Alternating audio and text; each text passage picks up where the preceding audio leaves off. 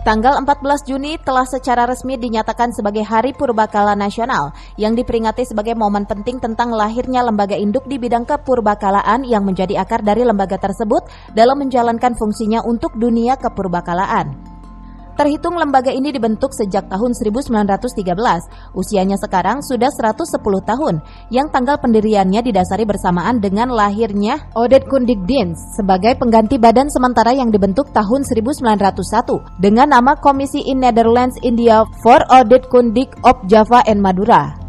Bogor yang telah ditetapkan sebagai kota pusaka memiliki banyak peninggalan purbakala, di antaranya situs batu tulis, berikut sejumlah peninggalan dari zaman kolonial Hindia Belanda. Salah satunya yang terkenal adalah Kebun Raya dan Istana Bogor, yang kesemuanya harus dilindungi, dijaga kelestarian dan keasliannya.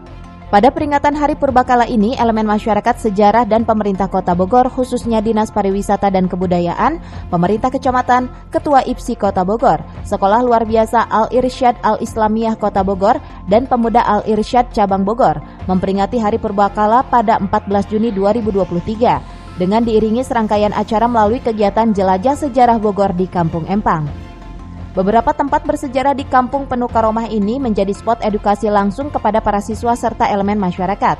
Akan semakin memiliki kepedulian untuk merawat dan menjaga warisan sejarah budaya tersebut, sekaligus mengukuhkan jati diri Kota Bogor sebagai kota pusaka.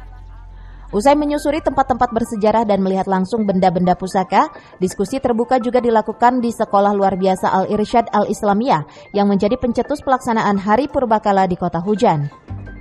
Hari ini dalam rangka Hari Purbakala yang ke-110 tanggal 14 Juni tahun 2023 ini kita sama-sama memperingati.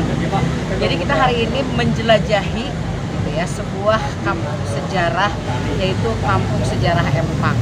Hadir di sini bersama para budayawan, gitu ya, tokoh-tokoh sesepuh, kasepuhan budayawan, tim ahli cagar budaya, terus tadi ada syekh di sini dan anak-anak dari sekolah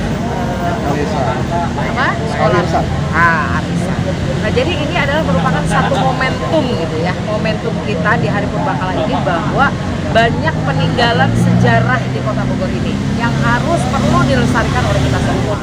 Saya sendiri juga baru tahu baru ini kalau ternyata kita ini memiliki Hari Purbakala. Tentunya momentum ini jangan kita lewatkan, jangan kita abaikan sebagai momentum untuk membangkitkan kesadaran sejarah kepada seluruh masyarakat, terutama kepada generasi muda. Kita harus terpanggil untuk merawat pusaka, merawat sejarah agar sejarah itu tidak hilang. Dari Kota Bogor, Cepi Suryadi melaporkan.